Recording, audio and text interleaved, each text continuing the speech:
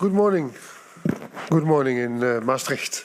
My name is Tom van Veen. I'm acting pro-rector and chair of this session.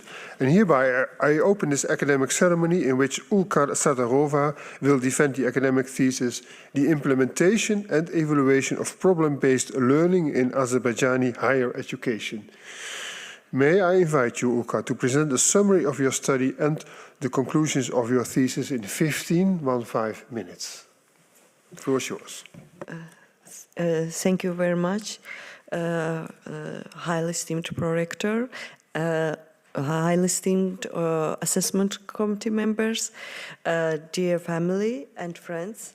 Let me to give you a short overview of my research topic.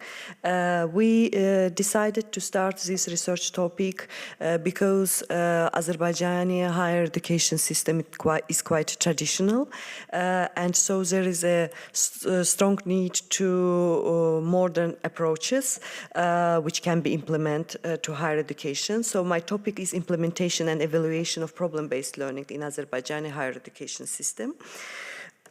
Firstly, we decided to make a literature review for better understanding in what fields problem-based learning is more popular and more interesting for researchers. And we found that mainly the majority of the papers are in medical field and healthcare.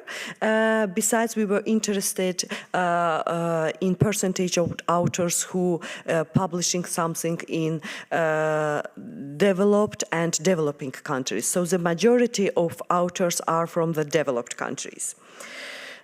Then we decided that we need to start a long-term intervention. It was 2 years long intervention, and we made different kind of info sessions for making people knowledgeable about PBL. Before that, we made different surveys to understand if tutors, academic staff members know something about PBL, and we found that their knowledge is very limited about that. So we organized a lot of online trainings, offline trainings. We tried to support them methodologically with some materials, and finally, voluntary-based some group of PBL tutors formalized, and we call them PBL tutors, and they created their own WhatsApp group and shared their knowledge and best practices. So after starting intervention, after this we started an intervention. We wanted to bring the PBL to real auditoriums by the real tutors and to start to make this experiment. After that, we decided to measure the satisfaction with PBL both among tutors and among students. And students and tutors reported that greater satisfaction with engagement and learning outcomes. They noted that they improved their modern skills, which are necessary for modern life, like teamwork, critical thinking, research skills, and etc. Then students and tutors also reported about the traditional system. They expressed their dissatisfaction with passive, lecture-heavy oriented lessons. They felt unprepared for modern life, modern cases, and they reported that they do not feel that they are receiving necessary skills and competences for 21st century. Then we decided that it is a good idea to measure the effectiveness of PBL method and how it influences to their academic performance, to the academic performance of students who are taught by the PBL approach, with application of this approach. And we formalized 3 groups of students. The first group of students are PBL students who are taught by these PBL tutors. The second group of students were students from the same academic year, from the same semester, same subjects, but who were taught by another tutors, not PBL tutors. And finally, the third group of students were students from the same subject, PBL tutors, but year before, when they were not knowledgeable about PBL. So we compared all the three groups, and we found that at least PBL do not decrease their academic performance, and in some cases it's even positively influenced to their academic performance. We compared their semester score and their final score. The final score was formalized from their exam results and the semester results. Then we decided to make surveys with PBL tutors and try to identify the barriers and facilitators. And we found that main barriers are internal resistance, and mainly it's internal resistance from another academic staff members, from the faculty members, from their colleagues. Another barrier is the lack of enough methodological support, and the last but not the least is the lack of experience among students, because mainly the majority of students have this approach and were familiarized with this approach first time in their life. Then we identified some facilitators. It is enthusiastic, open-minded tutors from PBL group, and we who were supporting and leading them. It's stronger attitudes toward PBL after trainings. Lastly, we decided to make some interviews with policymakers because we understand that previous policymakers, current policymakers, they try to do something, but it's not enough level of success. We decided not to be limited only with Azerbaijan, but try to make these with policymakers from neighboring countries and from countries with similar reality and similar past, because Azerbaijan is post-Soviet country and these traditions come from the period of Soviet Union.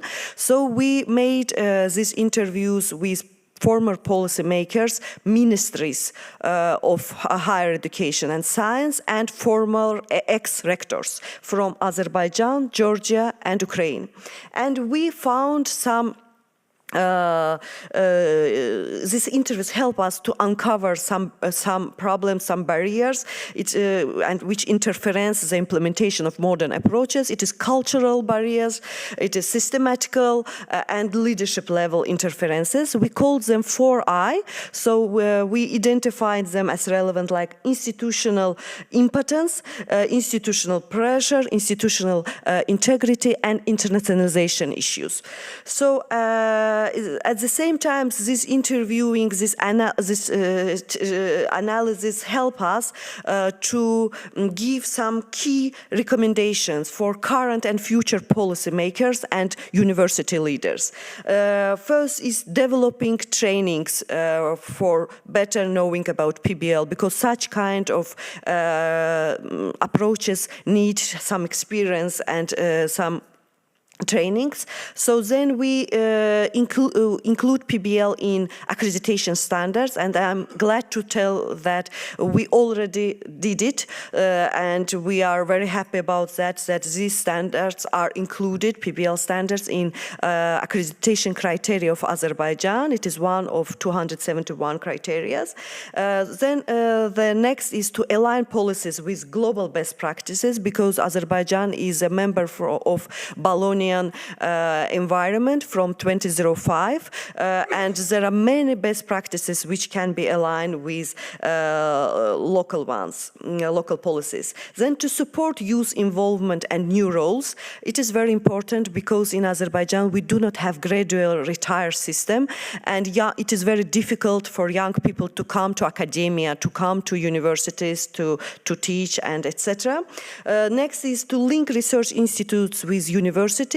It is strange maybe to hear, but in Azerbaijan, like in all Soviet Union countries, scientific institutes were divided with universities. And it is a big problem, because universities not always are a core place for research. And next is to involve youth and young staff members to reforms, because many people whom we interviewed mentioned that people do not feel them like a main actors of the process, and they have to feel them that they holding the process and they are the main actors of the process. And the last point is to boost financial autonomy for universities and to make universities to find additional funding, not only government funding, but to find additional funding to support university development and etc. So thank you very much. That's all from my side. Dear Prorector, the floor is yours. Thank you. Thank you for your presentation. And the opposition will be opened by Professor Gassman, Professor of Social Protection and Development at Maastricht University. And Professor Gassman was chair of the assessment committee of this thesis. Dear candidate, first I would like to congratulate you with your thesis, which I thought I really enjoyed reading, and I appreciated how you built it up and structured it.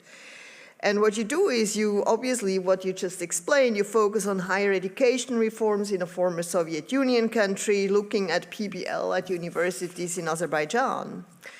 I find it rather remarkable that, more than 30 years after independence, the reforming higher education remains very challenging. And I have been working a lot in the region, not on higher education, I can tell you, but I know that the other countries struggle with the same issue. I also noticed that this has often led to an increase in private universities after the transition, and many of them are actually kind of built along a US-American model, yes, right?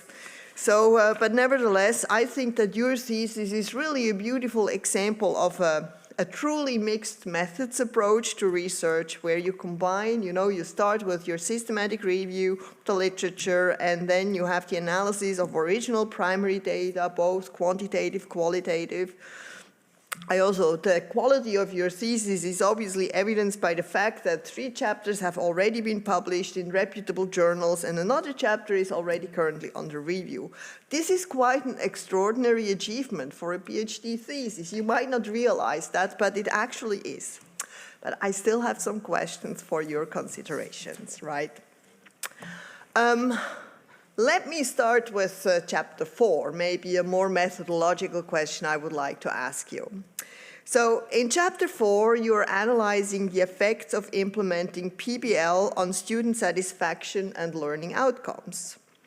Using primary data, you compare different student groups with each other using propensity score matching. And after matching, your analysis shows that indeed PBL has a positive effect on learning outcomes, measures such as test scores. Now, can you please elaborate how you actually applied the PSM, so the propensity score matching? What matching method have you used?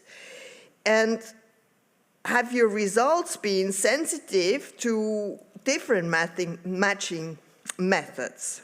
Then secondly, I would like to know, if you look at that, what aspect of PBL do you actually think makes a difference? And thirdly, if you think of this in the long run, and once PBL is kind of normalized in the country, do you believe that the effects actually hold? Could you also consider a group of students for which these effects, or let's say PBL, actually does not really work? Thank you.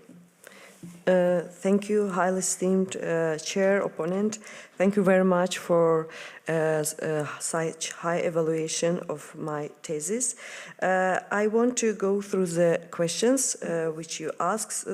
So I will start from the last question about if I believe that this can be successful. We totally analyzed at the same chapter which you mentioned, chapter 4, we totally analyzed a little bit less than 3,000 students. I assume that it is quite a big number of students. So total in 3 groups there were a little bit less than 3,000 students, and that's why I assume that we can tell that results can be positive and can be spread through the country. And I know that in spite of the fact that our intervention finished, so we do not control it, but we see that PBL group continue to grow. So now it's growing by tutors themselves. So when we started, it was about 20 people. Now it's more than 30. So they more tutors are interested on that, and they come themselves even without our managing and leading it. And we saw through the social media and another channels that these tutors who started with us 3 years, even 4 years ago, they still continue. So that's why I suppose that if they apply it and they continue and they receive positive feedback from students, there is a chance that it can be spread. Your second question was about what makes PBL different. So I think that one of the main problems are really the lack of skills which university education in post-Soviet countries give, and I would mainly talk about Azerbaijan case, which Azerbaijani universities give.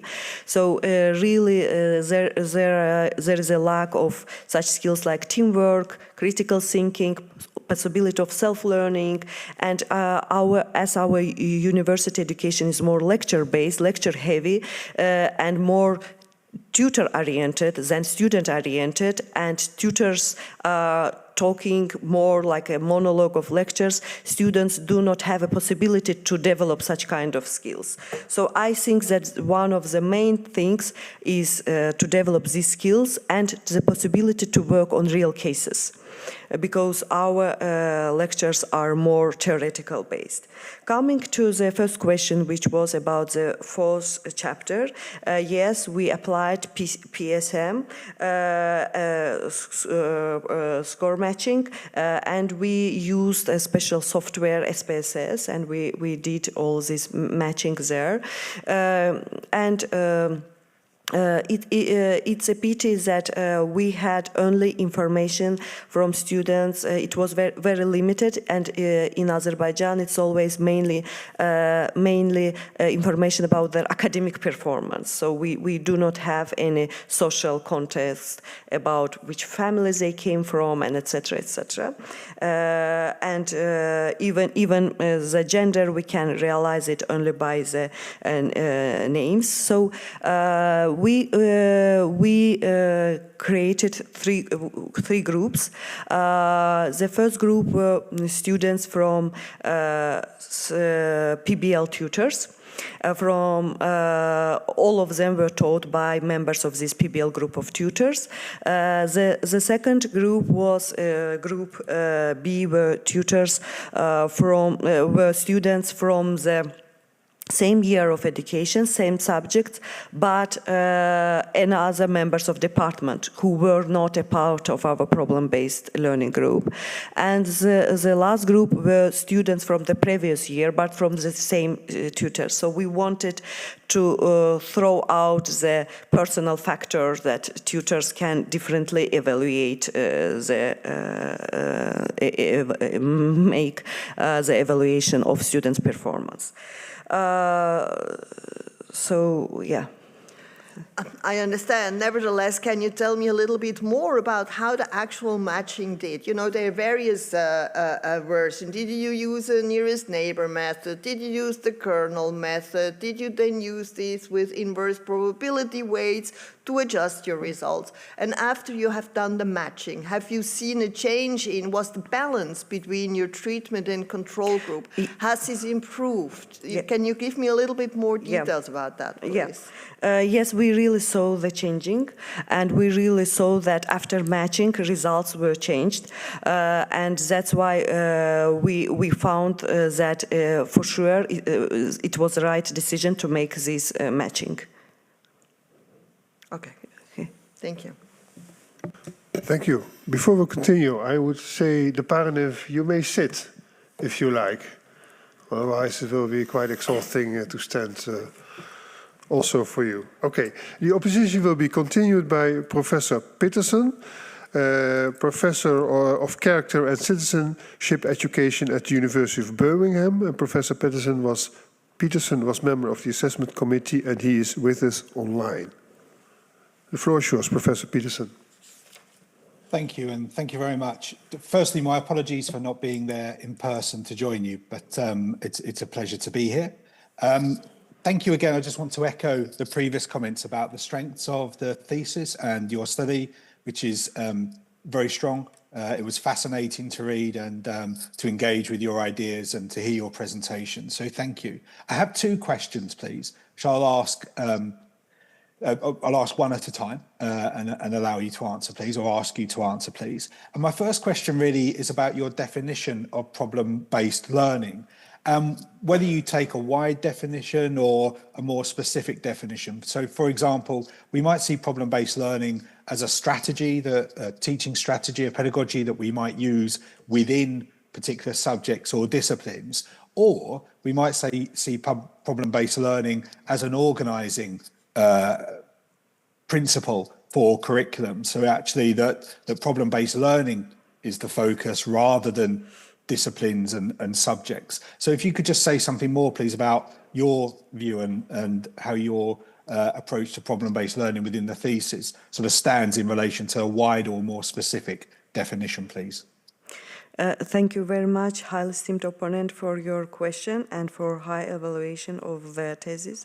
First of all, I want to mention that it was more about organizing the lesson than the strategy, but we want it to be a strategy. So we want to be it wider. But as we started only with tutors, we were not able to make it a strategy of the subject. So we started it like an organization of the lectures, starting from changing even the furniture, organizing the lesson, real cases, and one of the points which was challenging, especially at the starting point, was that tutors were not able to find real cases in coherence with their subject. So it was one of the issues and challenges for the tutors, but after some period of time they were able to do that. So it was more about organizing the lesson and using the PBL approach to working on real cases, to divide group into teams,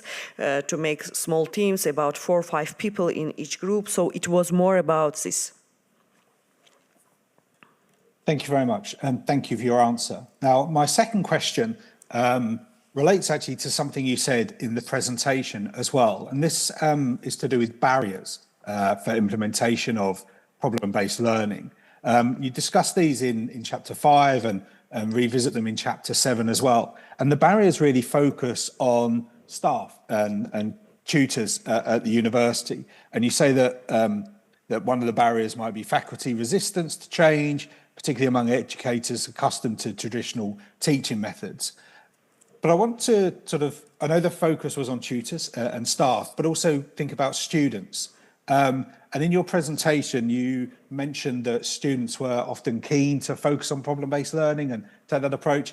I really want to push back a little bit on that and say, is that quite an idealistic view of students? And did you find any resistance from students, or at least some barriers that might need overcoming, whether that's about students' receptiveness to problem-based learning or just their lack of experience? So if you could say something more about students, please.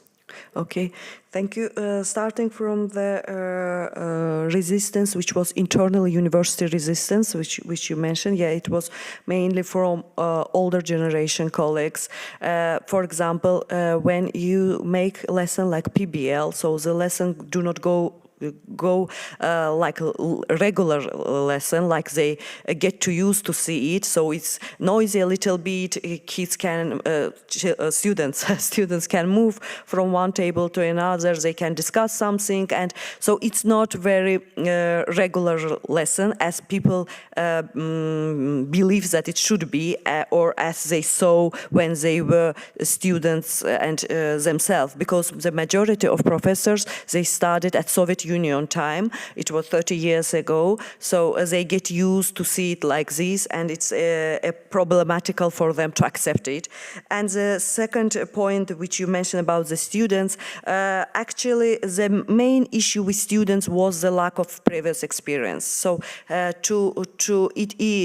took a time to make them to understand what they need to do, because initially we saw that students think that they cannot to prepare to lesson, that if it's not a traditional lecture or practical lesson, they cannot to be well prepared.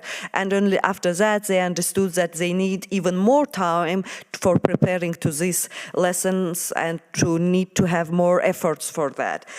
It was the main problem, but according to resistance among the students, we do not find it like a serious problem. So students were happy about that, because lessons were for them more interesting, not so boring, and they were quite enthusiastic about that. Okay, thank you very much. That's my two questions concluded. Thank you. Thank you. The opposition will be continued by Professor Dolmans, Professor of Educational Sciences at Maastricht University, and Professor Dolmans was also a member of the assessment committee of this thesis. Dear candidates, first of all, my congratulations with this big achievement. You know, implementing educational reforms like problem-based learning is even difficult in Western countries, but even more in countries in which teachers and students are not used to these kind of instructional formats and are used to more lecture-based formats. But you succeeded, and they were very positive about it, which I really appreciate. So congratulations to you and also to your supervisors. I have two questions, or maybe three, and I also would like to ask first the first question, you can answer it, and then the second. So my first question is about the previous opponent was talking about the students. And you also said that, you know, there was also some resistance among teachers and the tutors. And I could imagine. But, you know, in chapter 3, you said that some tutors felt that PBL did not enable them to be effective and professional. And I'm just wondering, you know, what kind of feeling is this? Could you elaborate a little on it? So is it a kind of, does it deal with skills? Does it deal with their beliefs? Does it deal with their identity? Or what's happening? What do they feel as a struggle that they cannot behave as a professional when they are in these kind of sessions? Thank you, highly esteemed opponent. Thank you very much for such high evaluation of my work. And coming back to the question, you know, what was, I think, if I may, it was interesting that we tried to apply PBL at different schools. We called them faculties, at different faculties and at different departments. So all these 20 tutors with whom we started were teach absolutely different subjects. So, for example, we had a person who teach classical mathematics, and we had a person who teach some applied sciences or social sciences or economy and etc. So in some cases, especially for tutors who were from very theoretical and huge fundamental sciences, it was difficult to find necessary cases. Because they get used that they take a marker and they need to write formulas and non-stop talk the lecture and etc. And really we received a feedback that what kind of cases I can find, because my subject is very theoretical subject. So in applied sciences, in economy, in medical, it is easier. By the way, we did not have a medical school in Azerbaijani Azerbaijan University of Architecture and Construction, where we applied it, but we had various subjects. So depending on the subject, it can be really a little bit more problematic. But anyway, after some period of time, I may say in the middle of the first semester, they were able to find some real cases. And I have to tell that tutors support each other a lot. So they gave their examples and so on through the channel which we had, and it encouraged them to find their own cases which is relevant to their subject and field which they teach. As to the resistance, yes, it was a resistance, and this resistance was, I think, more just about the changes, because they saw that their colleagues from the departments, they have another manner of the lessons, and students are more satisfied, because in Azerbaijan, not in all universities, but in some universities, this practice is very good when students can select the tutor, and they saw that students are more interested in these tutors and they are more preferable. So yeah, if I answer to the Thank question. you. That's, you know, I recognize it. That's very difficult to translate it to different settings than, for instance, the medical field in which it originally was developed. But still, you succeeded, and you yourself also have another background, so you can even think of what kind of, you know, professions or topics could be used. So that's good. I really liked chapter 6, in which you interviewed leaders from different universities in Azerbaijan, Ukraine, and Georgia. And they talked about many problems they faced, like lack of resources, cultural norms, external pressure, and you gave all kinds of recommendations. And also at the slide, your presentation, by the way, was also very clear.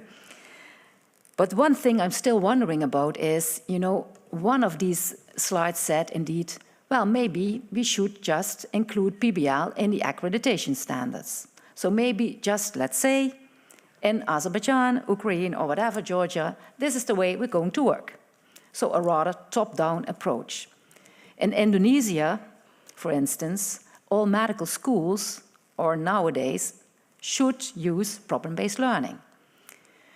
I'm wondering, you know, on the one hand, I feel like, yeah, should we do this top-down, or should we do it bottom-up, or what do you think would be a good way to enhance, you know, or to help these leaders?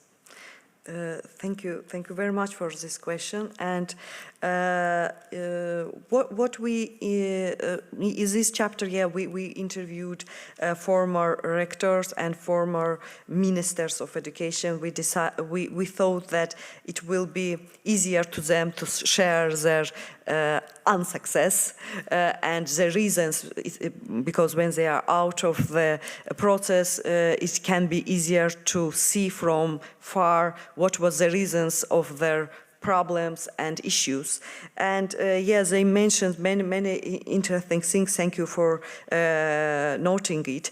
And one of the things which we realized that for installation and application of PBL, some financial resources are needed. So it's not cheap methodology. So you need some special furniture, you need well-equipped room, you need some additional materials, and so on. So now the transition from the traditional manner to the PBL manner needs financial support. And that's why we here lastly mentioned that to help universities and to make them to bring the funding to university. As to accreditation standards, at that period of time, our accreditation standards were renewed, and they were renewed based to ENQA standards, European National Quality Assurance Association standards and guidelines which are well spread in Europe, like international accreditation standards for European community and for countries who are Bologna members. And at that period of time, there were 271 criteria, and it was a suggestion to include PBL. Why I mentioned the number of criteria, because if you do not, like university, like institution, if you do not include these, it do not mean that you will not receive accreditation. It is just a small parameter. But we believe that at least it will help universities to search about what is PBL, how it can be implemented, if they are ready to do that. And if the answer might be positive, at least some universities will try to apply it for receiving these scores in total for being highly evaluated.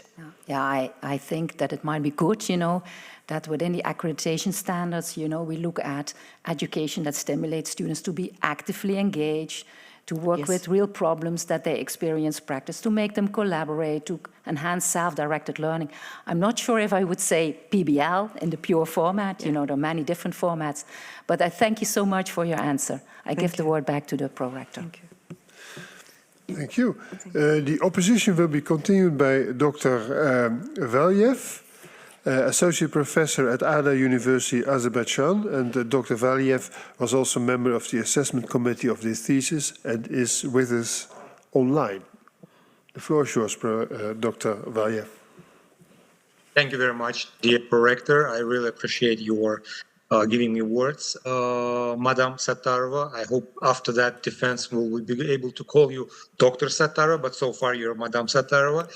Thank you very much for your presentation, and I think it was really wonderful dissertation, extremely good, especially in the case of Azerbaijan that need such kind of the practice-based dissertation that can be implemented in the real life situation.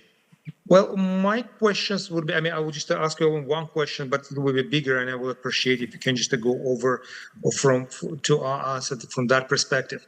I personally also was one of the administrators in my university who introduced the PBL at my university at ADA back in 2009, 2010. And it was typical kind of the American experience we called capstone projects, specifically for Master of International Affairs, for business and so on. And reading your dissertation, it was really great to see that what kind of the challenges we also faced, and you just also mentioned. The only one thing I didn't see in your dissertation, and maybe this one is for future kind of the studies because you look at it from educational perspective, the third stakeholder in this PBL learning, it's either business or governmental sector for whom the PBL project is supposed to work. In your dissertation, if I'm not mistaken, you didn't just look at that because it was not your part of your dissertation. But you didn't look at this one of the most important stakeholder in this whole picture, because in main cases in our university, the PBL project, I can say it failed, but failed not because of us, but because of the private sector or governmental sector. When we wanted to link our projects with the demands of the market was giving us absolutely wrong demand. They was giving us absolutely wrong projects. They didn't just overview the project, and they never used it. So the question would be, if business sector or governmental sector for whom we're working doesn't want this project, PBL project, first of all, the question is why we need it if the consumer does not want it from that. And the second question would be, how can I, as a policymaker, involve the third stakeholder? How can I just bring him to the picture in order to work together with the tutors, with the students, with the faculty members, with all of them together? Because without business sector or the outside sector, the PBL will make no sense because we're working for the sake of the society, not for ourselves. that will be a little bit big question. So I would really appreciate, and again, this is my egoistic question because I'm thinking what to do in my university. Thank you. Thank you, highly esteemed opponent. Thank you very much for high evaluation of the dissertation. And you are totally right. We covered almost all stakeholders, but not industry. And we didn't have any kind of interviewing or something like this in the dissertation. It's absolutely right. The only thing which I can mention is we had interviews with former government members, former ministers, but not with the current one. It is absolutely right. Yes, I suppose that it can be one of the topics for future papers to make some interviewing or surveys or involving the business representatives, the industry, and to make it. But in this dissertation, yeah, we didn't touch this topic. Yeah. Oh, just sorry for follow up the question on that. Yeah. But do you think that non-involvement of the business sector or industry can impede the outcome of the PBL in universities? Yeah. I just think that actually all what we started and the main purpose was to increase the necessary competences and skills for students which are relevant for employer market. And during the surveying, the students and tutors, even more tutors mentioned that we do not believe that we give necessary skills for, and we support students to develop the necessary skills for modern employer market. So it is almost all tutors mentioned, not all, some part of tutors, majority of tutors mentions that we do not feel ourselves proud that we give relevant skills for employer market. We assume that these knowledge and skills, they are not relevant anymore. And we are not happy about that because we understand that when our students will be graduated, they will not be able to find a good job and they will not be successful on the career fairs. So that's why we are not happy with that. It was one of the reasons. So I think that all what we did, it was particularly to increase their ability to be competitiveness at the employer market. So it's the main purpose of the research. And I understand your question and you're worrying about that maybe industry do not understand this, that such kind of approaches and methods are aligned with the skills which they want students to have.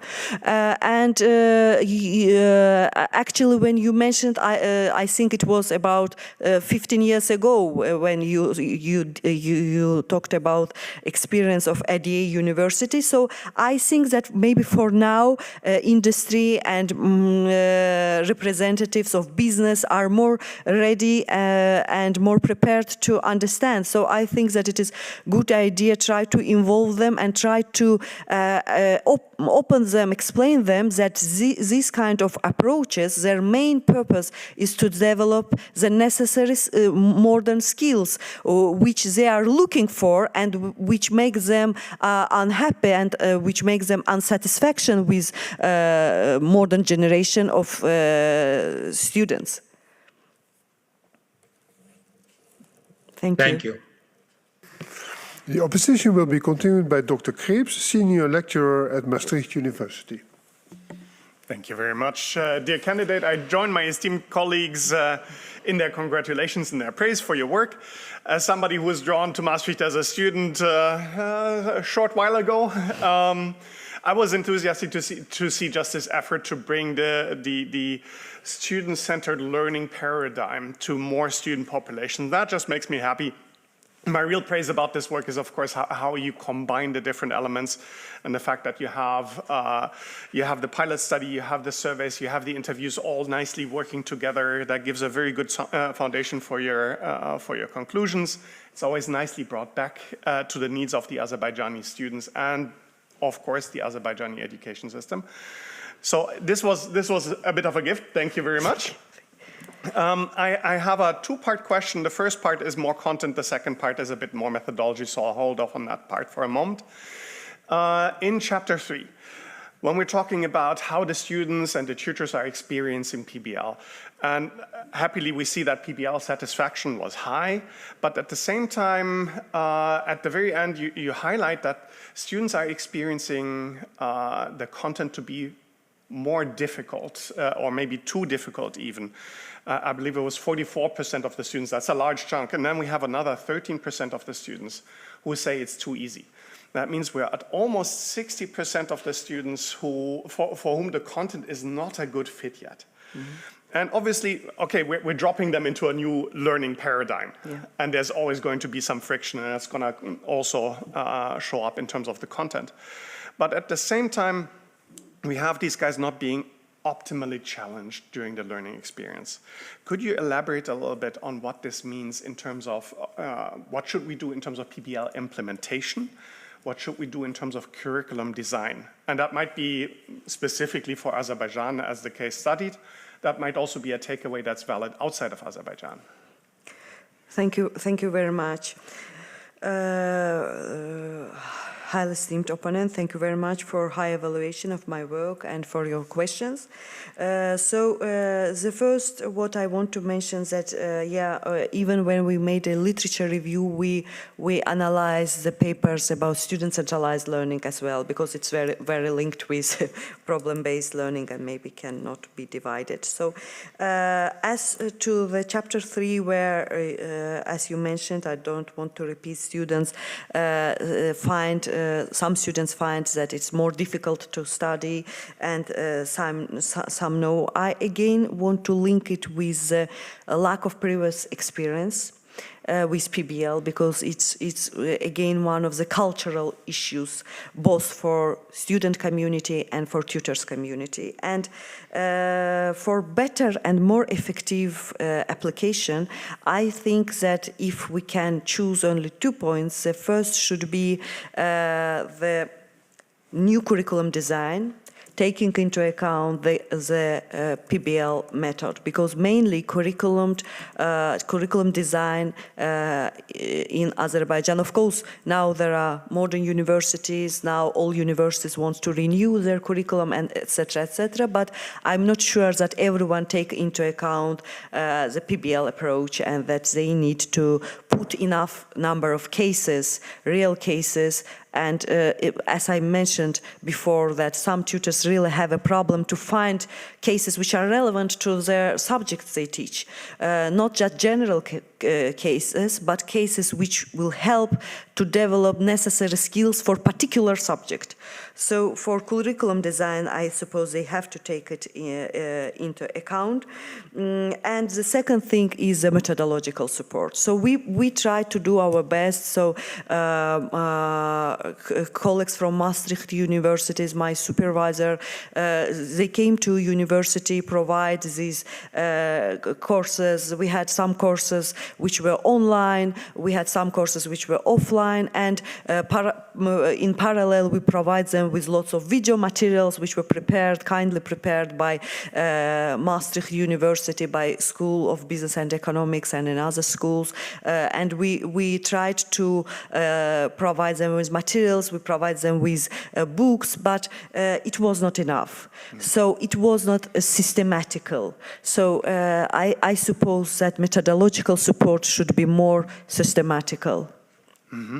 If I could follow up on that, because I see the reason that we would want to have a curriculum that is designed for this method, so that we're building up that skill. But at the same time, this is higher education. Are there knock-on effects that we should consider elsewhere in the system? Because, as you say, we're dealing with an institutional legacy here as well. Yeah, yes, I totally agree with you, and I do not believe that curriculum should be changed fundamentally, but I assume that to put some cases to help to give a direction to tutors where they can find these cases can be useful for building their syllabuses and other teaching materials. Absolutely, and that actually nicely connects to my methodological question then. Indeed, you point out that the tutors have this lack of relevant skills to apply PBL, and even with all the materials that they get, right, that's right before the pilot happens. Yeah. So it's something very new for them. Could you reflect a little bit on the relationship between tutor competence or maybe even tutor confidence on the one hand, and the validity of the satisfaction results, the satisfaction measures that you are reporting? Yeah, thank you. Thank you very much for this question. Maybe I just want to go one step out from the question, and just to mention that another big issue for tutors was to evaluation. Because they had to evaluate the team, and they divided group to 4 or 5 teams, and in each team there were 4 or 5 students. So if we take a group from 25 students, it was 5 teams from 5 students, and they have to evaluate this group of students, and students divided their roles and the task into different pieces, and many tutors gave a feedback that it's really difficult for us to evaluate because we get used that we evaluate one-to-one. And it is really big challenge to evaluate when you divide to team. But after 1 to so this intervention was going around 2 years. So after 1 semester they found the role, and before that, when students divided to teams, they do it in different manner. But then they make 1 stronger student, 1 weaker, 2, 3 in the middle. So they get used how to divide a team for their successful realization of the project which they give to this team. Mm-hmm. Yeah. And while it's nice to see that the tutors are growing in their role, yeah, right? Yeah. When we're reporting the results, though, we are still dealing with kind of the first wave of tutors not feeling confident or competent, yeah, in that tool yet. They haven't had that growth yet.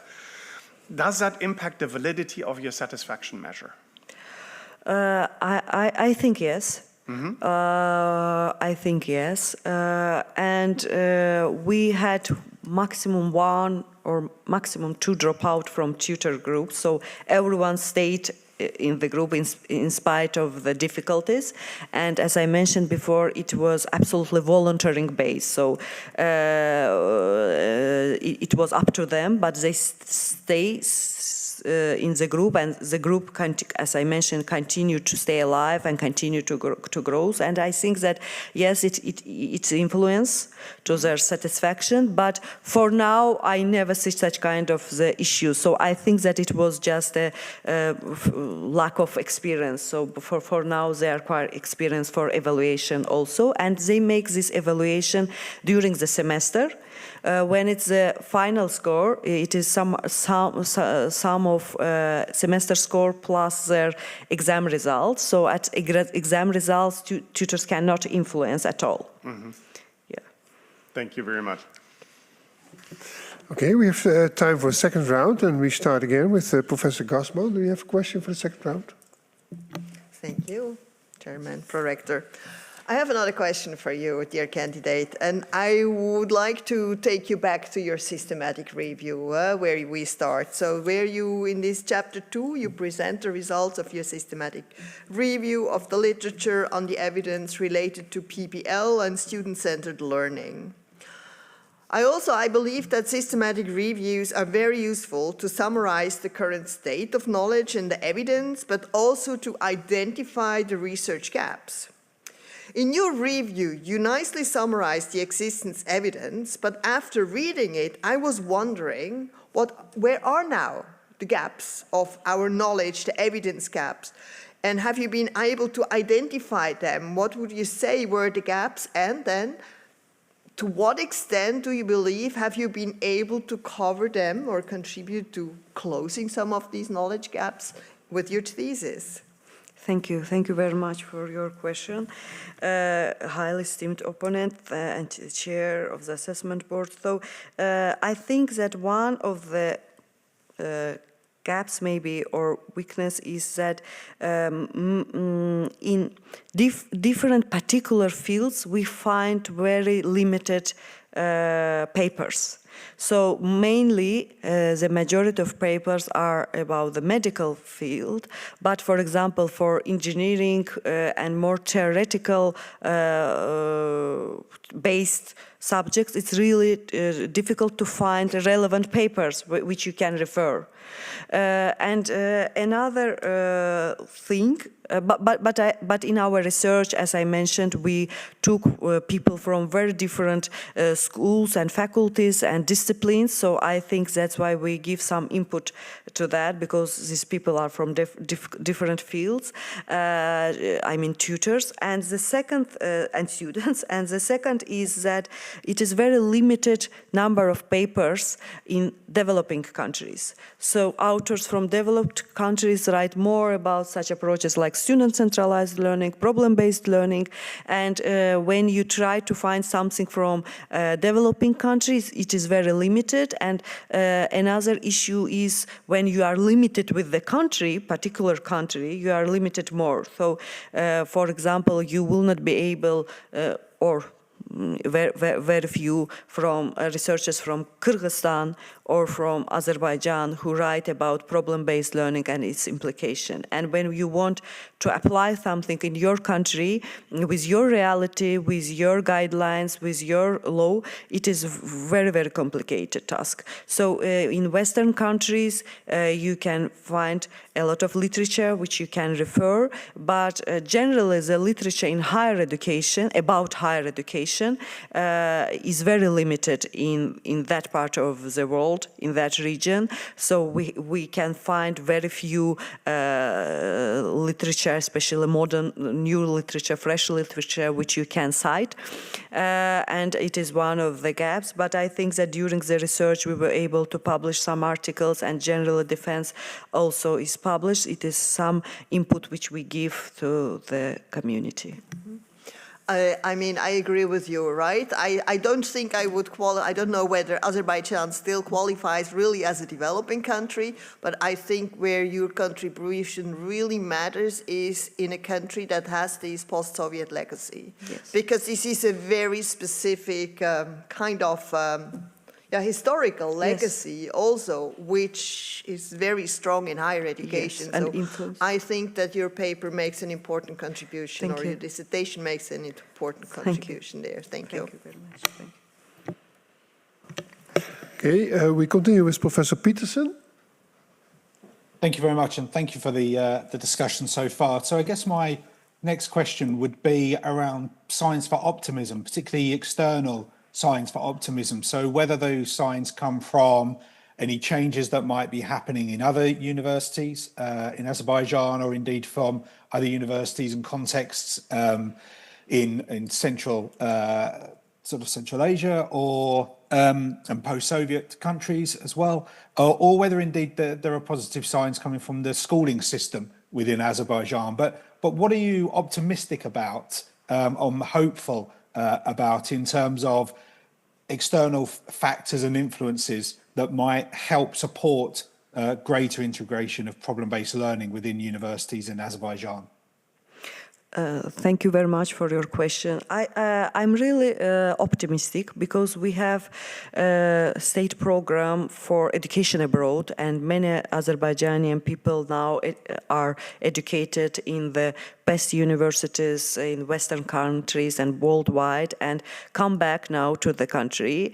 And by the way, one of another issues which we see is that it's not easy for them to be integrated with traditional universities. universities, especially not like universities, for example, like ADA or some other modern universities, but for traditional communities, they really faced with some challenges to be integrated and to be a full faculty. So it's not easy, but generally it's a big number of people who come back from the state program. So I think I'm very optimistic about that.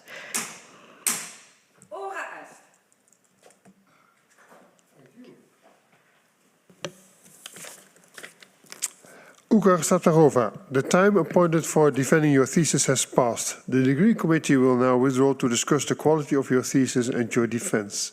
I request that you and your company await the results of our deliberations and our return in this room.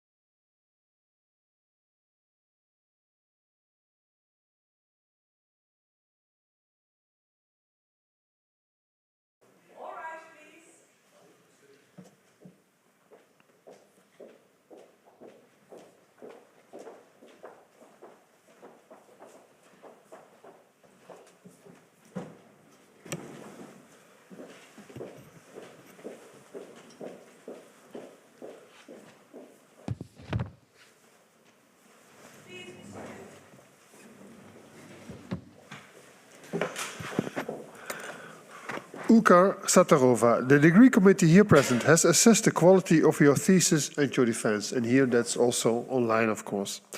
In view of its positive verdict and taking into account your previous qualifications, the degree committee has decided to grant you the degree of doctor.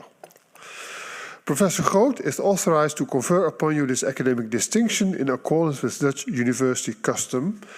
I invite your supervisor to now take the floor.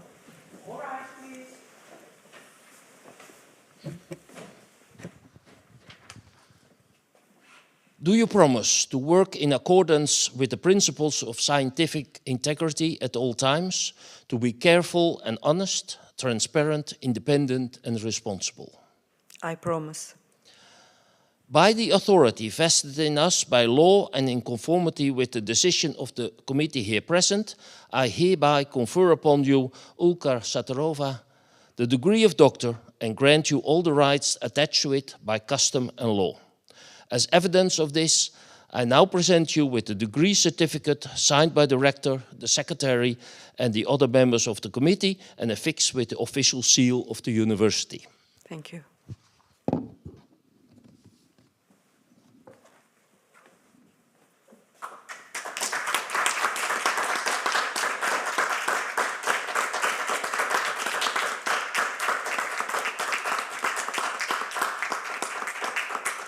Thank you very much. Thank you.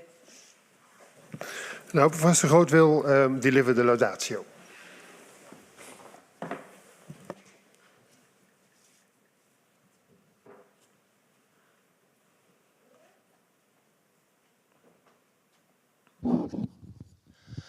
Dear Dr. Sattarova, dear Ulkar, it's a great honor and pleasure to be the first to congratulate you with your doctorate degree. I also do this on behalf of Paul. We both feel very proud about what you have achieved. You have written an excellent dissertation that increases our knowledge on reforms in higher education in post-Soviet countries, more particularly in Azerbaijan. These countries are still lagging behind in the introduction of more modern didactic methods in higher education. Teaching still mostly consists of the one-sided transfer of mostly theoretical knowledge by the lecturer to the student. Although it's well known that more active forms of learning by students produce better learning outcomes, most post-Soviet countries still stick to these traditional forms of teaching. Your dissertation shows that it's possible to introduce problem-based learning, a form of active learning in Azerbaijan, and that even a fairly small-scale experiment with problem-based learning provides promising results. Furthermore, both students and tutors are more satisfied using these methods and endorse the wider dissemination of it in Azerbaijan. Finally, your dissertation analyzes the barriers to wider education reforms in 3 post-Soviet countries and shows that a multidimensional and comprehensive change is necessary to improve quality of higher education in these countries. Your dissertation makes an important contribution to our knowledge and insight on the reform of higher education in post-Soviet countries. It also provides concrete advice how to reform the system and to align it more with the global community. The quality of your work is also evidenced by the fact that 2 of the chapters in your dissertation have been published in good academic journals with above average impact factor and are already quite regularly cited by other scholars. And this we also need to thank Jelena for her contribution to these 2 nice publications. You started your PhD research at the end of 2019. It's quite an achievement that you managed to complete your dissertation in little more than 5 years, given that you could only work part-time on your research. You first approached me in August 2019. You wrote me an email from which I quote from the first email that you sent to me. You wrote, taking into account my scientific background, current position, duties and the geopolitical situation, I'm in a good position to prepare an interesting scientific thesis in the educational field on a topic like the application of innovative methodologies in the field of higher education in Azerbaijan. And so you did. I will not read out the rest of the email, but the last sentence of the email you sent to me was, hope not to be too boring. No, it was not too boring. It was anything but boring in the years that we worked together. I'm happy you contacted me and established our collaboration. I'm happy also that you brought me into contact with Paul and that the three of us worked so nicely together in finalizing your dissertation. As is clear from your first email, you had a strong personal motivation to write a dissertation about modernizing higher education. You're very passionate about higher education reform and in improving the quality of higher education in Azerbaijan. Your efforts in this respect are too numerous to mention them all here. Let me only mention the very successful Times Higher Education event that you organized and hosted in Baku only a few weeks ago. Azerbaijan aims to have its universities in the Times Higher Education rankings. This shows the ambition of Azerbaijan to develop research universities and to develop science-based higher education programs. A major element of this is the abolishment of the separation between science, which was concentrated in academies of science, and higher education in universities. Your dissertation definitely contributes to that as well.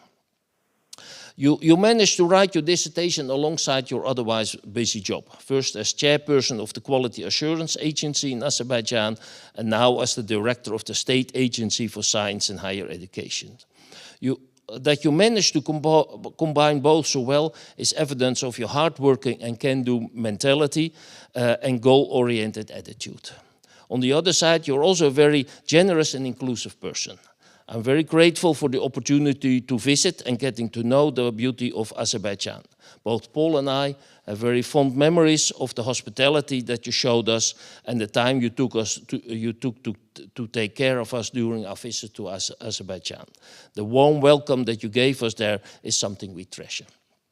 Let me again congratulate you, Dr. Sattarova, with your excellent achievement, also on behalf of Paul. I also want to extend back our congratulations to your mother and daughter who are here today to celebrate with you, and on Ilham, who's very nice, kindly enough came to visit, to be present here as well.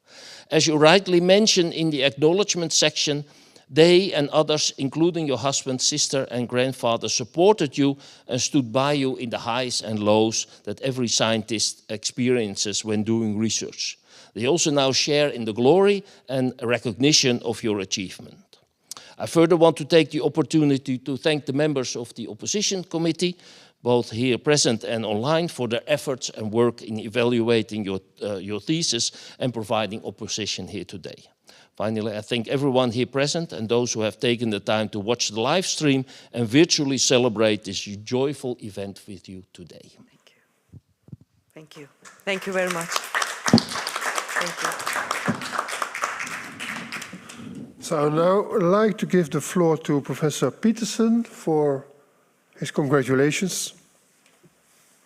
Yes, just to congratulate you wholeheartedly on the award of your doctorate. It's very, very well deserved. Very much enjoyed reading your thesis and engaging with your ideas and hearing what you had to say today. So I'm sure everybody in the room and your family in particular are very proud of you. So many, many congratulations. Thank you. Thank you very much. And next, Dr. Valiev for his congratulations. Sorry, we can't hear you.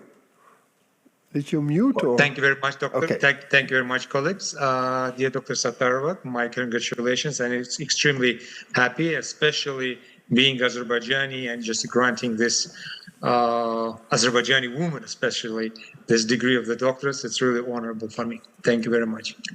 Thank you. Congratulations. Thank you very much. Dear Dr. Sattarova, also on behalf of Maastricht University and the School of Business and Economics, I congratulate you with the degree that you have acquired. And herewith I close this session. Thank you very much. Thank you. So